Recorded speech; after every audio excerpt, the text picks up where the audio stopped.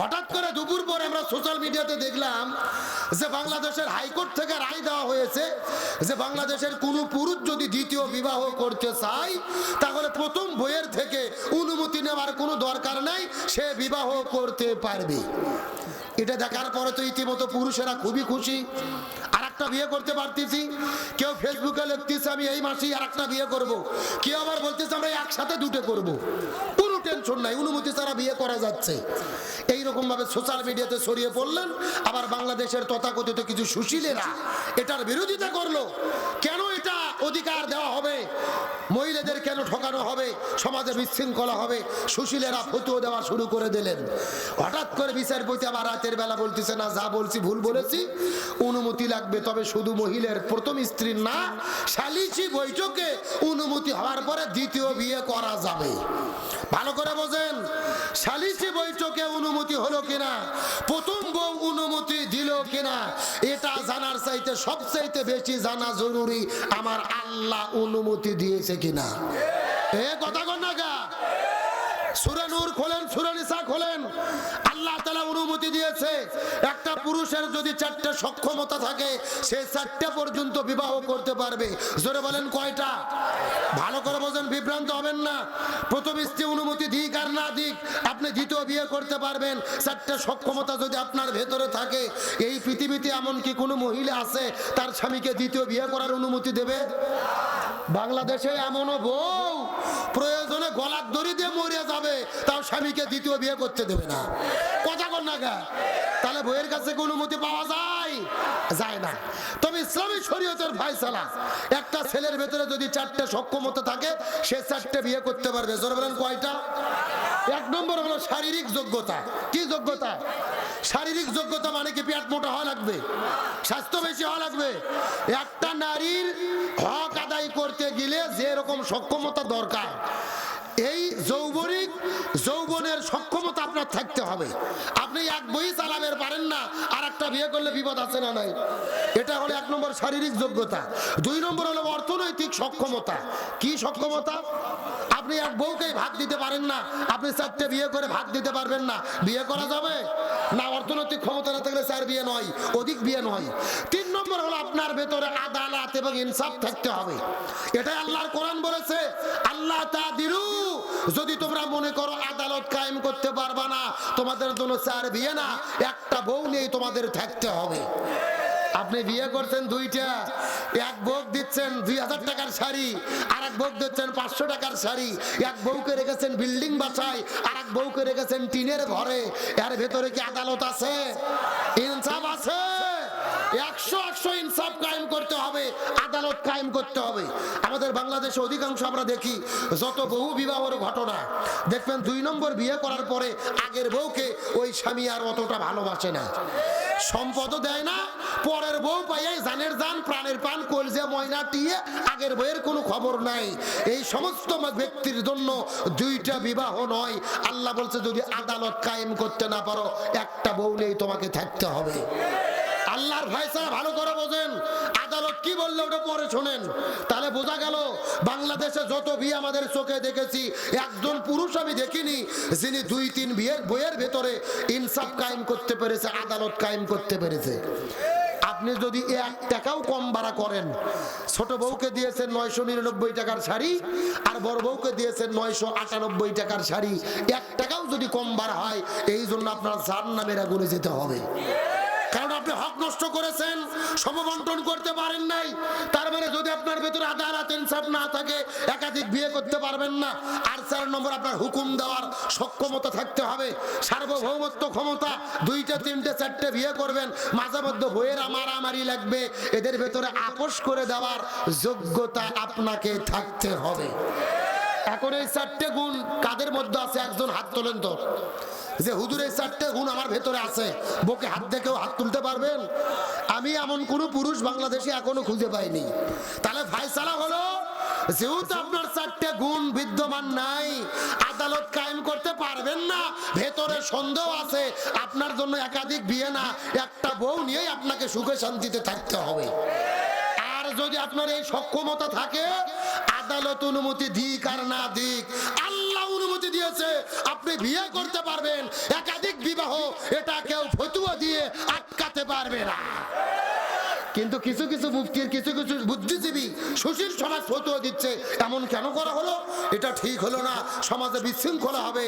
আরে বাটপাড়েরা, সিটেরেরা, তোমরা বুদ্ধিজীবী নয়, তোমরা বুদ্ধি প্রতিবন্ধী। আল্লাহ যেটা অনুমতি দিয়েছে সেটার বিরুদ্ধে দাঁড়ানোর সাহস তোমাদের কে দিল?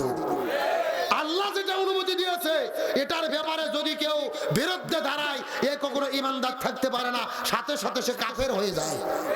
আপনার সক্ষমতা নেই, আপনি দ্বিতীয় বিয়ে করেন না, তবে কারো যদি সক্ষমতার কারণে বিয়ে করতে পারে, আল্লাহ অনুমতি দিয়েছে একাধিক বিয়ে, এই বিধানের ব্যাপারে নাক ছিটকেন যাবে? আমাদের বাংলাদেশে কেন জানি একটা হুজুরে যদি দ্বিতীয় বিবাহ করে, এলাকার লোক আর দেখতে পারে না, কয় হুজুরের চরিত্র খারাপ রে, এত বিয়ে করলো কেন? কথা কোন থাকে, মানে সামাজিক ভাবে একাধিক বিয়ে করা এই বাংলাদেশে প্রচলন নাই, মানুষ দেখতে পারে না। এটা আল্লাহর বিধান ভাই, আল্লাহ অনুমতি দিয়েছে। আল্লাহ যেটা অনুমতি দিয়েছে এটার ব্যাপারে কখনোই খারাপ ধারণা করার কোনো সুযোগ। সুতরাং আল্লাহ যেটা অনুমতি দিয়েছে আমাদের বিশ্বাস রাখতে হবে, আল্লাহ যেটা অনুমতি দিয়েছে এর ভেতরেই কল্যাণ আছে।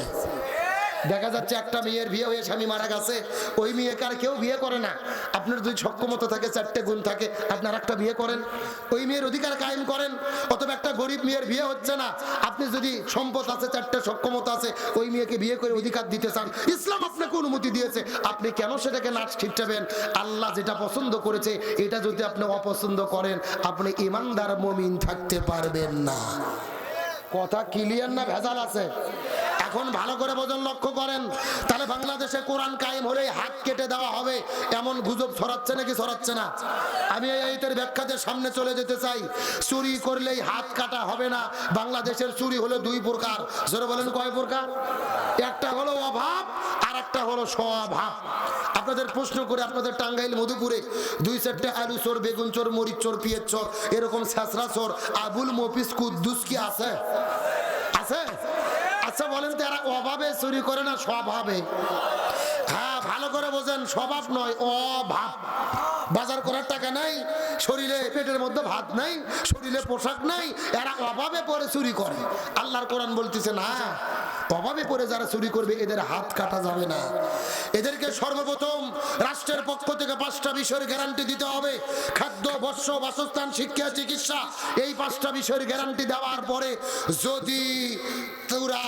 যদি তারপরেও তারা চুরি করে, তখন তাদের হাত কাটা হবে। এখন আপনাদের প্রশ্ন করতে চাই, আপনাদের টাঙ্গাইল মধুপুর এলাকায় ছেঁচড়া চোর যারা আছে, এদেরকে সরকার যদি বাড়ি করে দেয়, 3 সন্ধ্যে গরুর গোশত ভাগ দেয়, এরা কি চুরি করবে? এখন চুরি করবে? এরা মাথার টুপি দিয়ে, হাতের তসবিহ নিয়ে আল্লাহর ওলি সাজে ঘুরবে রে পাগল, এদের কোনো টেনশন নাই। কিন্তু এখন আপনাদের জিজ্ঞেস করতে চাই, ওই ঢাকা শহরে সচিবালয়ে বসে থাকে, সংসদ ভবনের ভেতরে বসে থাকে, কলম বার করে কলমের ঘুতো মারে সাইন দিয়ে কোটি কোটি টাকা দুর্নীতি করে চুরি করে যারা বিদেশে পাচার করে, এরা অভাবে চুরি করে না, স্বভাবে। আরো জোরে বলেন। হ্যাঁ, এদের কোনো অভাব নাই, এরা চুরি করে স্বভাবে। ব্যাংকে কোটি কোটি টাকা, 4-5টা গাড়ি, বিদেশে বেগুন পাড়াতে বাড়ি, এরা চুরি করে স্বভাবে। আর আল্লাহর কোরআন বলতেছে এই স্বভাবে যারা চুরি করে এদেরকে সর্বপ্রথম হাত কাটতে হবে। আজকে বাংলাদেশের এক সচিবকে ধরে, এক এমপি মন্ত্রীকে ধরে চুরি করার অপরাধে প্রকাশ্য দিবালোকে বাইতুল মুকাররমের উত্তর পাশে যদি হাত কাটা হতো আর বাংলাদেশের সব টেলিভিশনে লাইভ সম্প্রচার করে দেখানো হতো, এক চোরের হাত কাটলে এই বাংলাদেশের 30 লক্ষ সরকারি চাকরিজীবীরা এমনিতেই তওবা করে ভালো হতে বাধ্য হতো। কথা কি ক্লিয়ার না ভেজাল আছে? আরে ভাই, সর্বপ্রথম হাত কাটা পড়বে আপনাদের এলাকার চেয়ারম্যানের। জোরে বলেন কি ম্যান? দেখবেন কুরবানির ঈদের দিনে কি সুন্দর ফতুয়া দেয়। একটা গরু জব করে গোস্ত এক জায়গাত করে এরকম হুজুরক ডেকে আনছে, হুজুর দাড়িপাল্লাতে গোস্ত ভাগ করেন তো, মোস্তাব পদ্ধতি। 1 ভাগ আমি খাবো, 1 ভাগ আত্মীয় স্বজন খাবে, 1 ভাগ পাড়া প্রতিবেশী খাবে, আমার ভাগে কমালে সমস্যা নাই, গরিবরা যেন কম না। কি ফতুয়া ভাই রে, মনে হচ্ছে জিবরাইলের খালাতো ভাই এইমাত্র জান্নাত থেকে পালিয়ে আসলো। একেবারে দাড়ি পাল্লাতে গোস্ত বন্টন করে, আবার 3 দিন পরে যখন ইউনিয়ন পরিষদে চাল আর গম বন্টন করতে যায়, তখন দাড়ি পাল্লা বাদ দিয়ে ভাঙ্গা বালতি নিয়ে হাজির। ঠিক আছে আসছে বলেন কেন? জোরে বলেন ঠিক।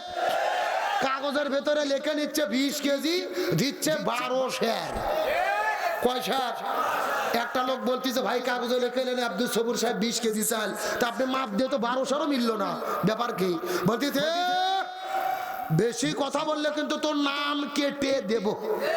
তখন গরিব বলতেছে ভাই নাম কাটেন না, যা দেন খাইয়ে বাসি। হাসার জন্য বলি নাই। এই বাংলাদেশে চাল ডাল গম চুরি করার অপরাধে একটা চেয়ারম্যান আর মেম্বারকে ধরে প্রকাশ্য দেবালোকে যদি হাত কাটা যেত, আর বাংলাদেশের সব টেলিভিশনে লাইভ সম্প্রচার করা যেত, এক চোরের হাত কাটলে, এক চেয়ারম্যানের হাত কাটলে বাংলাদেশের 30,000 চেয়ারম্যান আর 1.5 লক্ষ মেম্বারেরা এমনিতেই তওবা করে ভালো হতে বাধ্য হতো। কথা ক্লিয়ার না ভেজাল আছে? তাহলে হাত কাটা শুরু হবে কই থেকে? আরো জোরে বলেন। ঢাকা সচিবালয় থেকে হাত কাটা শুরু হবে, তারপরে সংসদ ভবন, তারপরে ঢাকা, তারপরে টাঙ্গাইল, মধুপুর, আসার হাট দিয়ে এলাকার চোর একটাও থাকবে না, সবাই জিব্রাইল হয়ে যাবে। এ কথা কর না কে? তাহলে বোঝা গেল এলাকার ছেঁচড়া চোরের কোনো টেনশন। আল্লাহর কোরআন বলেছেন ওয়াজ্জানিয়াতু ওয়াজ্জানি ফাজলিদু কুল্লু ওয়াহিদিম মিনহুমা মিয়াতা জালদা। যদি কোনো ছেলে মেয়ে বিয়ে করার আগে জিনা করে তাহলে তাদেরকে 100টা বেতের আঘাত করে বিয়ে পড়ে দিতে হবে। কার কথা? আর যদি কেউ বিয়ে করার পরে জিনা করে এদেরকে বুক পর্যন্ত মাটিতে পুঁতে রেখে পাথর মেরে হত্যা করতে হবে। কার কথা?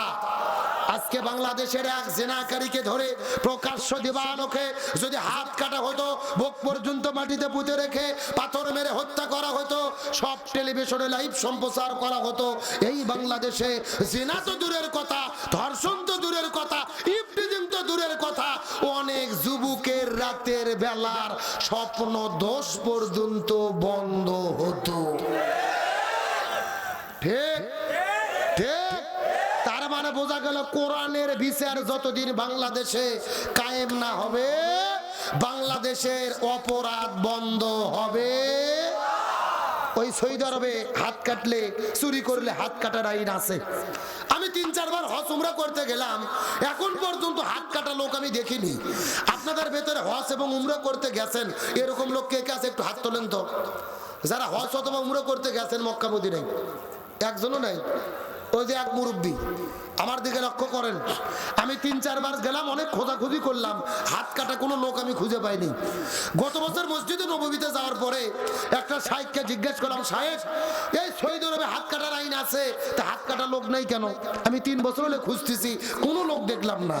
তখন ওই শাইখ বলতেছে, হুজুর আপনি পাগল হয়েছেন, যেই দেশে হাত কাটার আইন থাকে ওই দেশে চুরি থাকে না। সুবহানাল্লাহ বলেন। তার মানে বোঝা গেল আল্লাহর উদ্দেশ্য কারু হাত কাটা নয়, আল্লাহর উদ্দেশ্য এই দেশ থেকে চুরি বন্ধ করা। আল্লাহর উদ্দেশ্য পাথর মেরে মানুষ হত্যা করা নয়, আল্লাহর উদ্দেশ্য এই জমিন থেকে জিনা ব্যভিচার বন্ধ করা। সুতরাং স্বাধীনতার 54 বছর পার হয়ে গেছে, একদল ক্ষমতায় এসেছে আর একদল বিদায় নিয়ে চলে গেছে। বাবার নীতিতে দেশ চলেছে, স্বামীর নীতিতে দেশ চলেছে, চাচার নীতিতে দেশ চলেছে, কারু নীতি শান্তি দিতে পারে নাই। তার মানে বোঝা গেল আগামীর বাংলাদেশে শান্তি যদি কায়েম করতে চাই, কোরআনের নীতি কায়েম করা ছাড়া শান্তি কায়েম হবে না। সুতরাং আগামীর বাংলাদেশে সুদ ঘুষ দুর্নীতি চাঁদাবাজি রাহাজানি হত্যা ধর্ষণ চাঁদাবাজি বন্ধ করে ন্যায় এবং ইনসাফের রাষ্ট্র গঠনের জন্য, কল্যাণকামী রাষ্ট্র গঠনের জন্য কোরআন দিয়ে বাংলাদেশ পরিচালিত হোক, এটাকে আমরা চাই।